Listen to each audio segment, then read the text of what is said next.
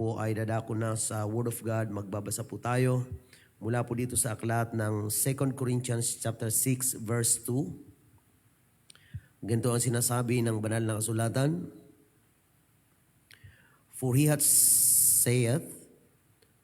saith, I have heard thee in a time accepted, and in the day of salvation have I succored thee. Behold, now is the accepted time. Behold, now is the day of salvation. Sapagkat sinasabi niya, sa panahong ukol kita'y pinakinggan, sa araw ng pagliligtas kita'y sinakluluhan. Narito ngayon ang panahong ukol, narito ngayon ang araw ng kaligtasan. Pagpalain ng Diyos ang kanyang salita, mga kapatid, at tayo ay malaya nang makakaupo ang bawat isa at tayo ngayon ay dadako sa paghahayag ng salita ng Panginoon at nais ko pong mag-share ngayon ng mensahe mula po dito sa ating nabasa, Now is the day of salvation. Ngayon ang araw ng kaligtasan. Purihin ang ating Panginoon. Tayo po mga kapatid at mga kaibigan ay nabubuhay sa panahon na napakahalaga. Ang bawat araw, bawat oras ng ating pong mga buhay ay napakahalaga sa harapan ng ating Panginoon. At ang usaping kaligtasan po ay napaka-importante. In fact, napakarami din naman taong nagpapahalaga sa tinatawag na kaligtasan. Ngunit ang isang malungkot na katotohanan ay sapagkat napakarami din ang nag-iisip na bagamat nais ng kaligtasan, ngunit nandoon po ang tinatawag na procrastination o ang pagpapaliban. Alam ng marami na mahalaga ang kaligtasan at marami din na nagnanais ng kaligtasan. Ngunit sa mga pangyayari, mga kapatid, na naganap sa nakaraang mga panahon, marami na po ang mga taong naghangad ng mabuti, ngunit hindi po nakaabot doon sapagkat sila po ay naubusan ng pagkakataon o ng panahon. Kaya napakahalaga po na ang mga panahon ay ating pong bigyan ng pansin. At kung mayroon tayong mahalagang bagay na dapat gawin, kailangan po nating gawin habang mayroon po tayong pagkakataon. Kung mayroon mga pagpapala na pwede nating matanggap, pahalagahan natin ang panahon sapagkat kung minsan ang opportunity po, ito po ay lumilipas. At pag lumipas, maraming sitwasyon na hindi na po ito bumabalik.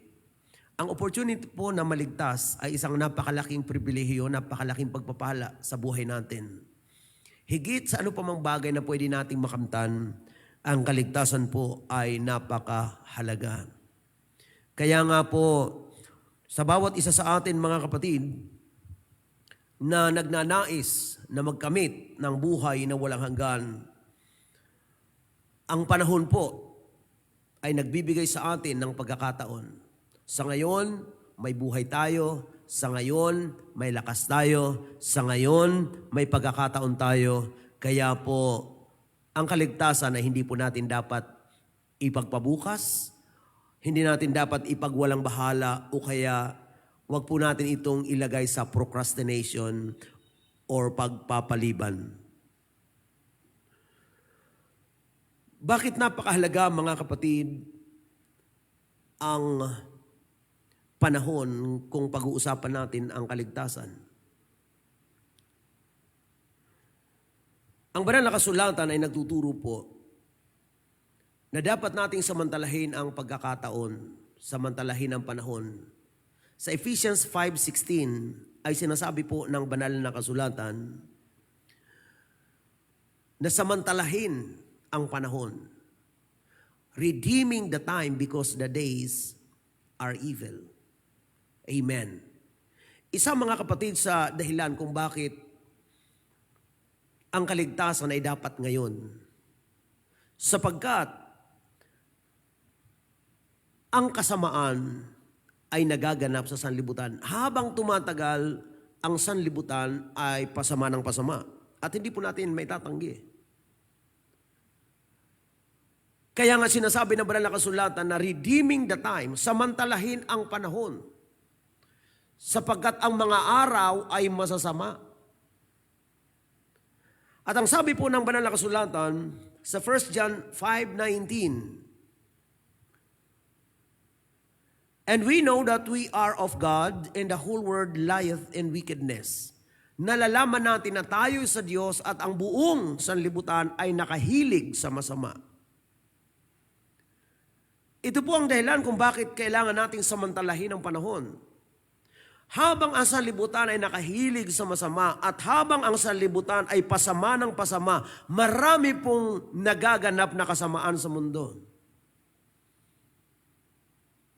At ang buhay po ng tao habang tumatagal ay humahantong din po tayo sa hangganan nito, mga kapatid. Nabubuhay tayo sa mundong masama. At sinabi rin ng banal na kasulatan, mga kapatid, na perilous times shall come. And I believe nandito na tayo sa perilous times. 2 Timothy chapter 3 verse 1. Sinasabi ng banal na kasulatan, this know also that in the last days perilous times shall come. Sa mga huling araw, mga kapatid, ang panahon ay magiging mapanganib. Yan ang dahilan kung bakit ang kaligtasan ay dapat nating tanggapin ngayon sa mga hindi pa tumanggap ng salvation. Ngayon po ang araw ng kaligtasan, sapagkat ang buong sanlibutan ay nakahilig sa masama at pasama ng pasama ang panahon. At ang sabi ng banal na kasulatan, yung mapanganib na panahon ay dumarating sa sanlibutan. At hindi po natin yan maitatanggi. Hindi po natin yan maipagkakaila, mga kapatid at mga kaibigan. At hindi lamang po yan, mga kapatid, kundi ang buhay din naman ng tao, mga kapatid ko, life is getting short.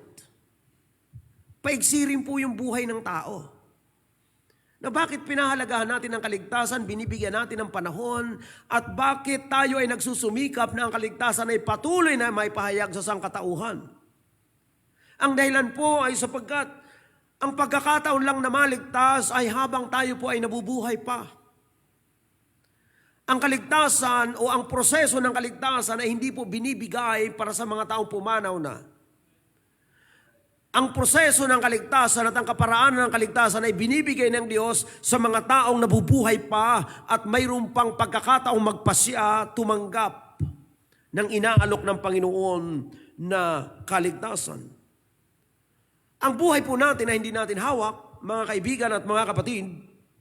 Tayo po ay mayroon lamang maiksing buhay dito sa mundo, at ang sabi ng James 4:14 ay ganito, whereas ye know not what shall be on the morrow, for what is your life?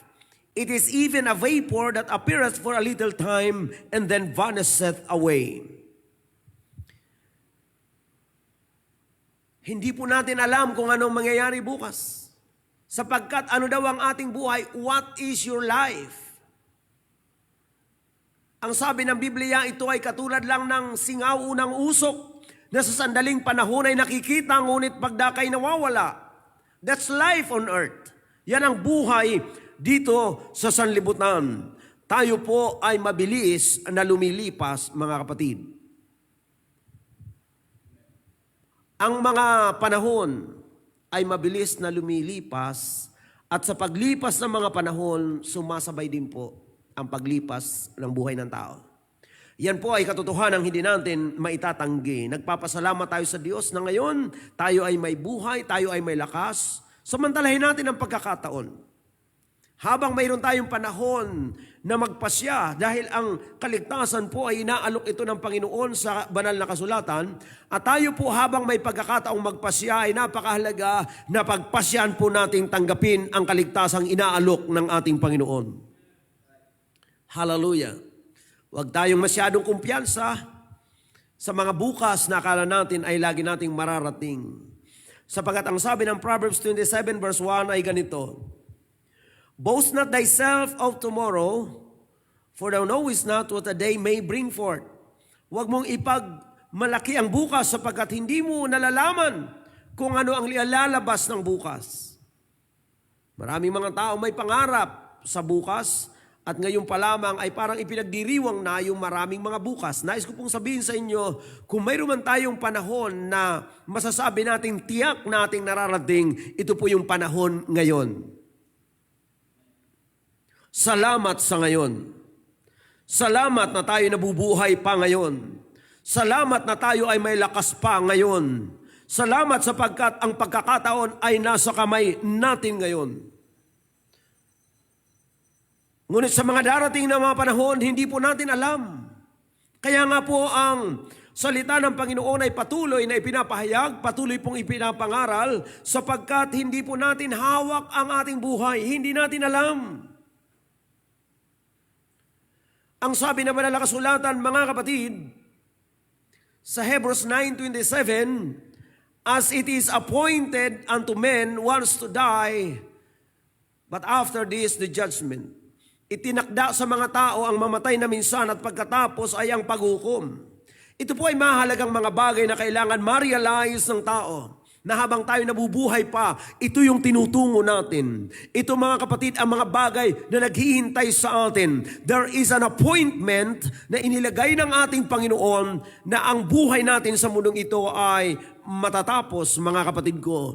Ngunit salamat sa Panginoon sapagkat ang mga sumasampalataya, tumanggap sa ating Panginoon Jesucristo ay tumatanggap ng kaligtasan at dumating man ang nakatakdang panahon ng pagpanaw sa mundo, hindi po yan suliranin sa mga taong ang puso at ang kaluluwa ay nasa kamay ng Diyos. Purihin ang ating Panginoon. Hallelujah! May itinakdang panahon sa bawat isa sa atin. Kung tanggap natin yan, mga kapatid, ay mayroon tayong malaking katanungan na nasagot sa buhay. Pero kung hindi natin yan natatanggap, mga kapatid ko, ang tanong ay mananatili sa atin at ang kawalan ng katiyakan ay ating pong hindi po natin maiiwasan. Ngunit sa mga nagnanais na makatiyak ng buhay, mga kapatid, ang author ng ating buhay ay ang Panginoong Diyos at ipagkatiwala natin yung buhay natin sapagkat sa mga sumasampalataya sa Panginoon, tumanggap ng kanyang salita, tumanggap ng kaligtasan. Hallelujah! May buhay po pagkatapos ng buhay dito. Amen. Yan ang tiyak na sinasabi ng salita ng ating pong Panginoon. Hallelujah! Kaya ang kaligtasan po ay ngayon. Hindi para sa mga darating pang panahon sapagkat hindi nga po natin hawak ang ating buhay. At isa pang dahilan kung bakit kailangan ngayon ang kaligtasan, sapagkat ang Panginoon ay nangako na siya'y muling babalik at ang kanyang pagbabalik ay hindi natin alam kung kailan, ngunit ito ay papalapit ng papalapit. Nangako ang Panginoon sa John chapter 14 verse 1 up to verse 3. Ang sabi ng Panginoon, 14 verse 1 to 3 ng John, let not your heart be troubled. You believe in God, believe also in me. In my Father's house are many mansions. If it were not so, I would have told you, I go to prepare a place for you. Ito ang pangako ng Panginoon. Siya'y paruroon at maghahanda ng dakong kalalagyan ng mga sumasampalataya sa Kanya.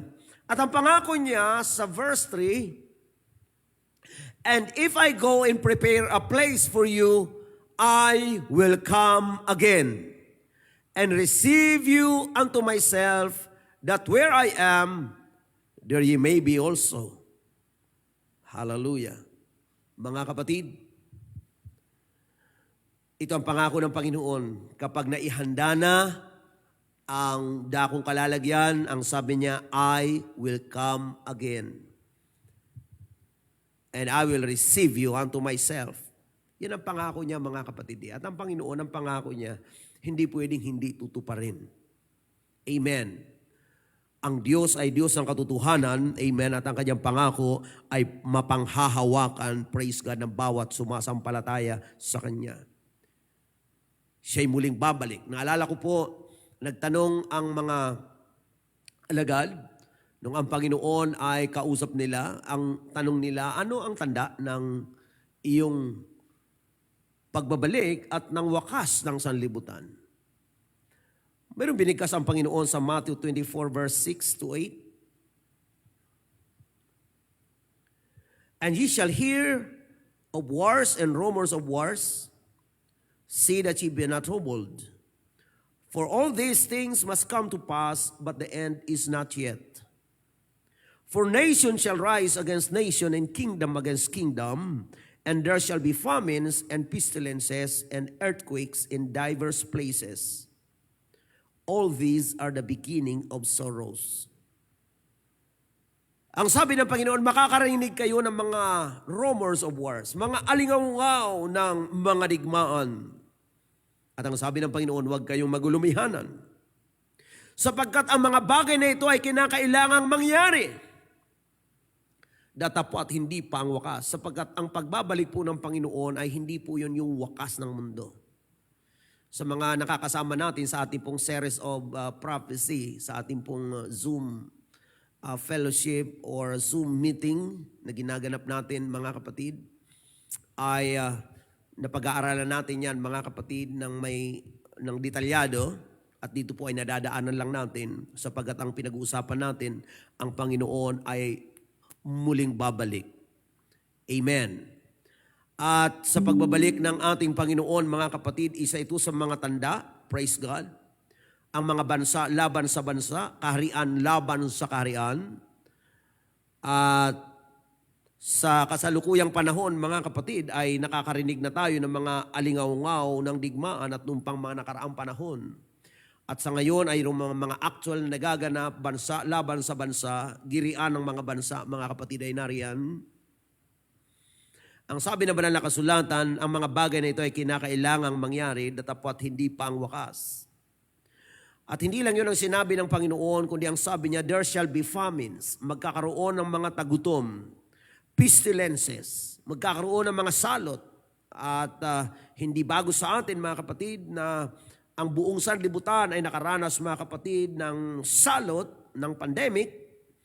At isa pang tanda, there shall be earthquakes in diverse places. Magkakaroon ng mga lindol sa iba't ibang dako.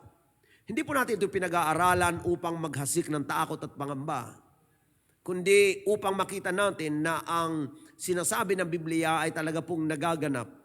Hindi tayo natutuwa na mayroon pong digmaan. Hindi tayo natutuwa na mayroon pong mga pestilences. Hindi tayo natutuwa ng magkaroon ng famine or kahirapan or tagutom, mga kapatid. Hindi natin yan ikinatutuwa sapagkat hindi yan, mga kapatid ko, maganda.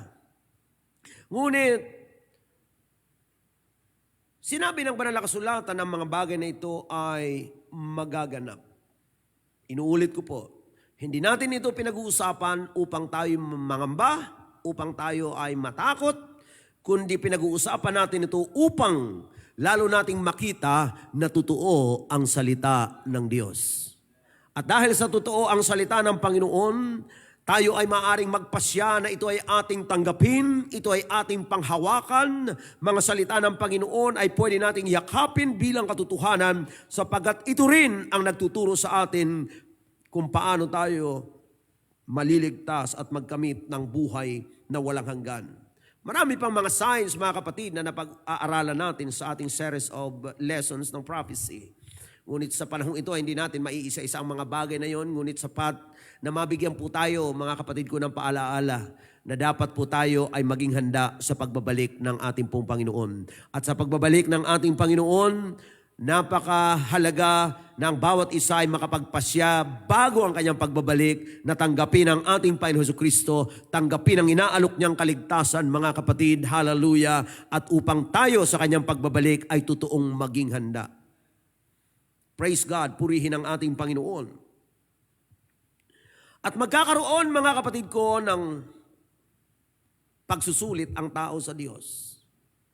Mahalaga, mga kapatid, na ang kaligtasan ay matanggap ngayon sapagkat masama ang panahon, ang sanlibutan ay nakahilig sa masama, ang buhay ay sadyang maiksi lamang, at ang Panginoon ay nalalapit ang kanyang pagbabalik at magkakaroon ng pagsusulit ang bawat isa. Sabi po ng Romans chapter 14 verse 12, "So then every one of us shall give account of himself to God." Bawat isa sa atin ay magbibigay sulit sa harapan ng Diyos. Bawat isa sa atin. Mula sa inyong lingkod na nagpapahayag ngayong gabi at sa bawat isa na nararating ng tinig na ito, ang nais ko pong ipaalala na lahat po tayo ay haharap sa ating pong Panginoon. Ang sabi ng Ecclesiastes chapter 12 verse 14, "For God shall bring every work into judgment with every secret thing, whether it be good or whether it be evil." Mga kapatid, dadalhin daw ng Panginoon ang bawat gawa sa paghatol. Maging ang mga lihim na bagay, maging ito man ay mabuti o maging ito man ay masama. Mayroon pong paghaharap sa Diyos. Sa 2 Corinthians chapter 5 verse 10, ganito ang sinasabi, "For we must all appear before the judgment seat of Christ, that everyone may receive the things done in his body according to that he hath done, whether it be good or bad." Ito po mga kapatid kong talata ay tumutukoy po sa tinatawag na judgment seat of Christ. Amen. Ito naman po ay para sa mga naligtas na at magbibigay ang Panginoon ng mga gantimpala sa ginawa niya sa kanyang katawan o sa kanyang sarili. Haharap tayo lahat sa Panginoon. There will be judgment. Amen. Sa huling panahon, mga kapatid, ay mayroong mahalagang judgment, the judgment seat of Christ and the white throne judgment. The judgment seat of Christ, ito po ay tumutukoy sa mga tao na kinuha ng Panginoon mula dito sa sanlibutan sa kanyang pagbabalik, the coming of Christ for His saints. And then after that, mayroon pong judgment seat of Christ. Ang ating mga katapatan, hallelujah, ang ating paglilingkod sa Diyos, ang ating mga ginagawang mabuti sa ngalan ng ating Panginoon ay mayroon pong tiyak na gantimpala ang ating Panginoon. Ngunit pagkatapos, mga kapatid, ng kasaysayan ng mundo, after the 1,000 years, mga kapatid ko, ay magkakaroon ng white throne judgment. White throne judgment, mga kapatid, ito po ay judgment na kung saan lahat ng mga sasama ay lulutang, mga kapatid ko, sa harapan ng Panginoon, haharap sa Panginoon at hahatulan sila, mga kapatid. Walang taong makakatakas. The point is, wala talaga makaka-escape sa Panginoon.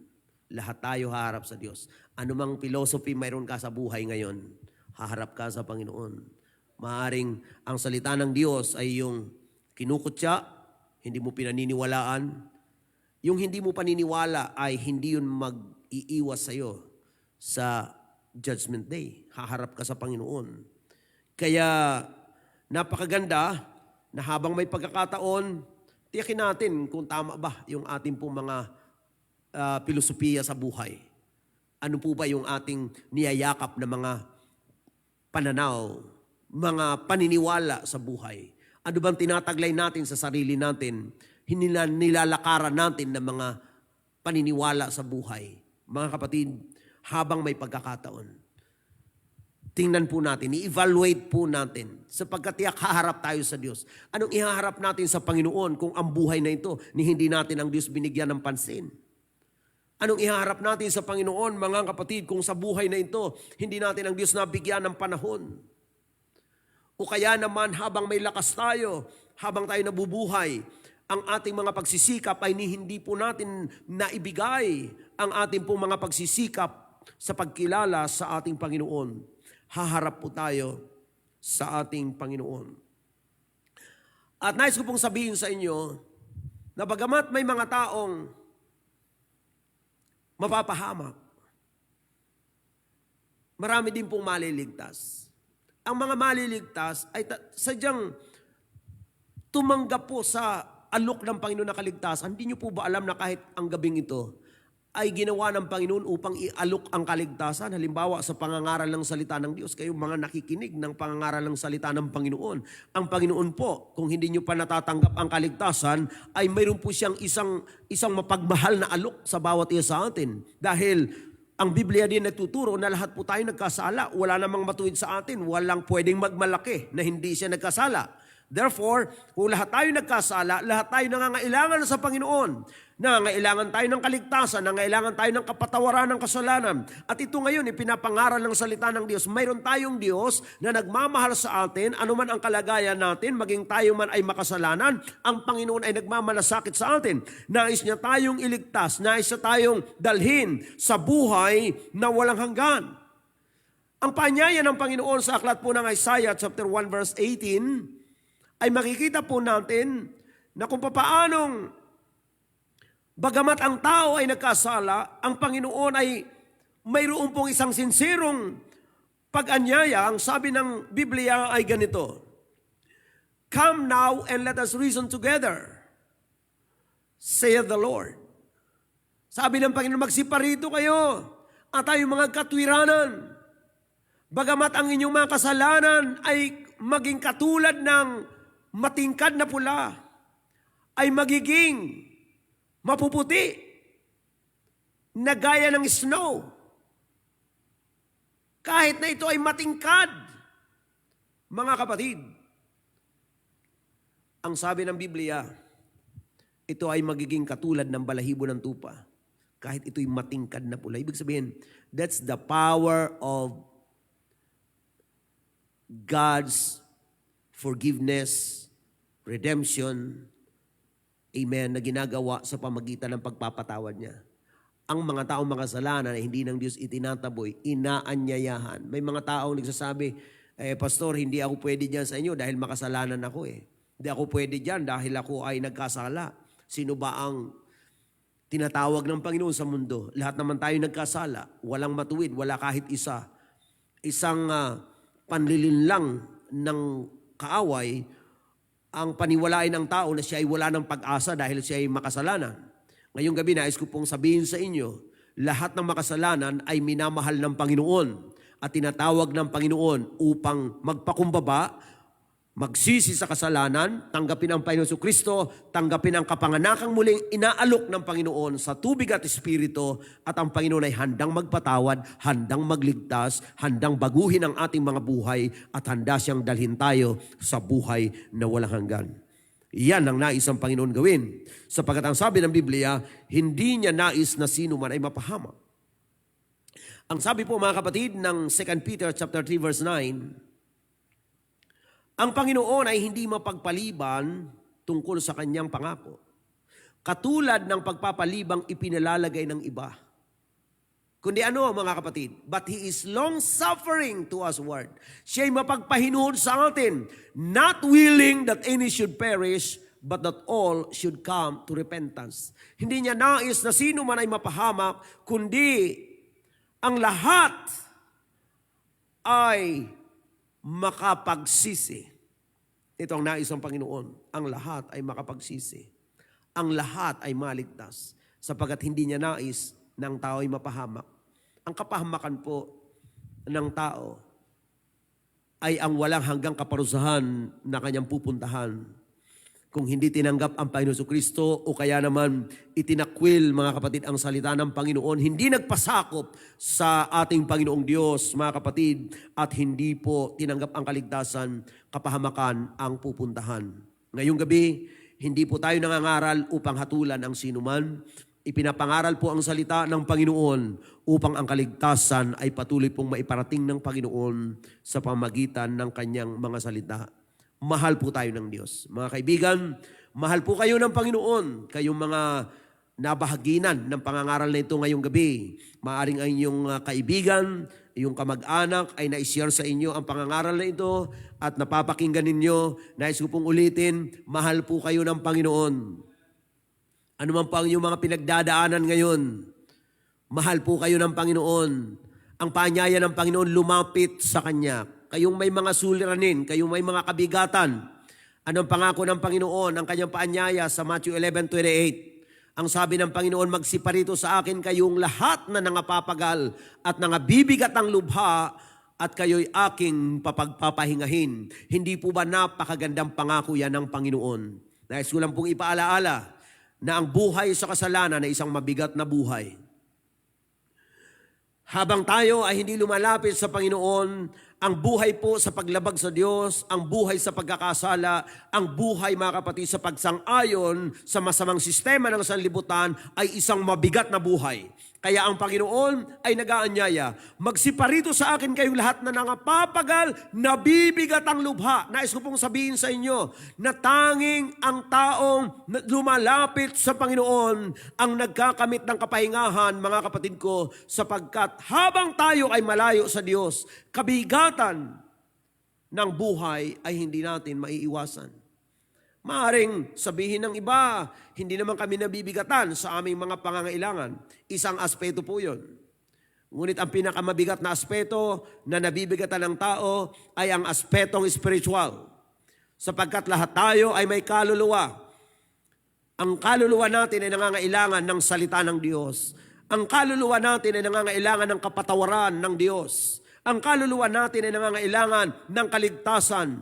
At kapag natanggap natin ito sa ating pong mga buhay, magkakaroon tayo mga kapatid ng pagpapala na hindi po pwedeng ihambing sa mga material na pagpapala. Ang pagpapalang spiritual, ang kapatawaran ng kasalanan, ang kapayapaan, ang kapanatagan ng kalooban, ang kagalakan, na bagamat ang buhay sa mundo ay dumadanas ng iba't ibang mga pagsubok, ngunit kapag tayo ay nasa Panginoon, mayroon tayong kapahingahan kahit sa gitna ng kapighatian. Yan po ang bagay na mahirap unawain ng sanlibutan. Ngunit alam to ng mga mananampalataya, alam ito ng mga taong nagtiwala sa Panginoon na kahit sa gitna ng mahihirap na kalagayan, mayroong Diyos, hallelujah, na nagmamalasakit, nagmamahal, nararanasan natin, nararamdaman natin na tunay siya sa ating mga buhay. Nais ko pong sabihin sa inyo, gaano man kahirap ang sitwasyon, gaano man kahirap ang panahon, gaano man kahirap ang pinagdadaanan sa buhay, kung si Kristo ay nasa ating pong mga puso, kung siya ay nasa ating pong mga buhay, may ginhawang taglay. Hallelujah! Ang buhay ng mga taong nagtitiwala sa Panginoon. Purihin ang ating Diyos na buhay. Hallelujah! Kaya nga po mga kapatid, ang sabi ng banal na kasulatan, sa aklat ng Ephesians chapter 5, verse 15, basahin natin ang talatang ito sa wikang Tagalog. Ganito ang sinasabi ng Biblia. Mag-ingat nga kayong lubos kung paano kayo lumalakad. Huwag gaya ng mangmang o ng mga mangmang, kundi gaya ng marurunong. Ito yung pag-iingat na sinasabi ng Biblia. Huwag gaya ng mga mangmang, kundi gaya ng marurunong. Verse 16. Na inyong samantalahin ang panahon, sapagkat ang mga araw ay masasama. Samantalahin ang panahon habang may panahon. Amen. Samantalahin. Verse 17. Kaya huwag kayong maging mga mangmang, kundi unawain ninyo kung ano ang kalooban ng Panginoon. Unawain kung anong kalooban ng Panginoon. Ang kalooban po ng Panginoon sa atin ay maligtas tayo. At narito ngayon ang salita ng Diyos, ipinapangaral, ipinapahayag. At kung ito'y tatanggapin natin, ito yung magiging daan ng kaligtasan ng bawat isa sa atin. At sa pagtanggap natin ng kaligtasan dito, ang sabi ng Biblia, lumalakad tayong may karunungan. Sapagkat nalalaman natin ang kalooban ng Panginoon. Hindi po ng Diyos ito inililihim.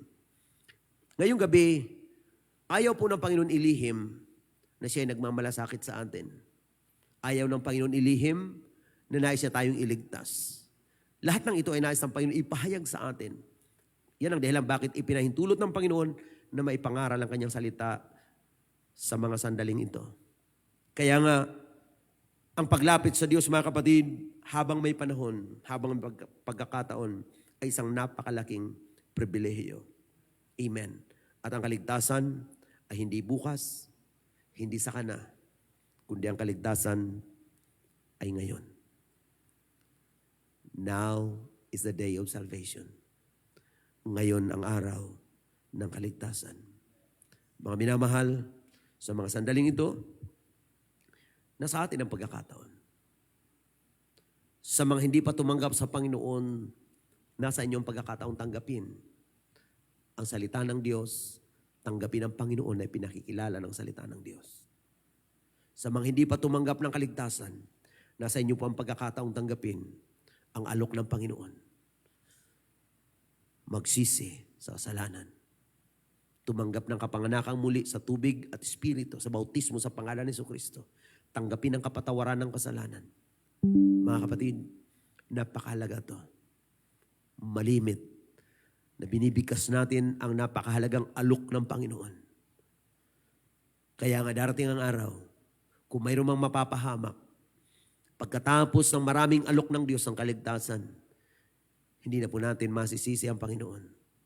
Sapagkat maaalala natin ang panahon, maging sa pagharap natin sa Judgment Day, maging ang pangangaral ng salita ng Diyos ay iyong maaalala na minsan ikaw ay nabahagi na ng salita ng Diyos, unang pangangaral, at napakinggan mo ang salita ng Diyos. Kung tinanggap mo, ito ay walang hanggang ipagpapasalamat mo. Ngunit kung tinanggihan mo, ito ay maaaring walang hanggang panghihinayangan mo. Kaya ngayong gabi, tayong lahat ay lalapit sa Diyos. At samantalang tayo lumalapit, magbulay tayo sa Panginoon. Amen. Samantalang inaawit natin ang kailan pa ibibigay ang buhay mo lakas. Hallelujah. Kailan pa ibibigay ang buhay mo't lakas sa Kanya na nagbigay sa'yo ng buhay na wagas. Ang pangalan niyang banal, kailan mo'y tatanyag? Kung wala ng pagkakataon, huli na ang lahat. Kailan pa? Kailan pa ibibigay ang buhay mo't lakas sa Kanya na nagbigay sa iyo ng buhay. Amen. Ang pangalan niyang banal, kailan mo'y tatanyag? Kung wala ng pagkakataon, huli na ang lahat. At kung ang araw mo, lumipas na, makuha mo pa kaya siya'y paglingkuran? Kailan pa kaya maglilingkod sa Diyos? Kung hindi ngayon, kailan ba? At kung ang araw mo, lumipas na, makuha mo pa kaya siya'y paglingkuran? Kailan pa kaya? Kailan pa? Kailan ka maglilingkod sa Diyos? Kailan mo tatanggapin ang Panginoon? Kailan mo siya paglilingkuran ng tapat? At kung ang araw mo, lumipas na, makuha mo pa kaya siya'y paglingkuran? Kailan pa kaya maglilingkod sa Diyos. Kung hindi ngayon, kailan pa? Hallelujah. Tayo po'y manalangin sa Panginoon. Dakilang Diyos, salamat sa katotohanan na iyong mga salita, sa iyong mga paalaala sa bawat isa sa amin. Na ang araw ng kaligtasan ay dapat ngayon. Kung mayroon bang panahon na dapat tanggapin ang iyong kaligtasang inaalok, ito po ay ang ngayon. Kung mayroon bang panahon na dapat maglingkod kami ng tapat sa iyo, ang panahon na yan ay ngayon. Kung mayroon mang panahon na dapat talikuran ang mga pagkakasala, magbagong buhay, ang panahon na yan ay dapat ngayon.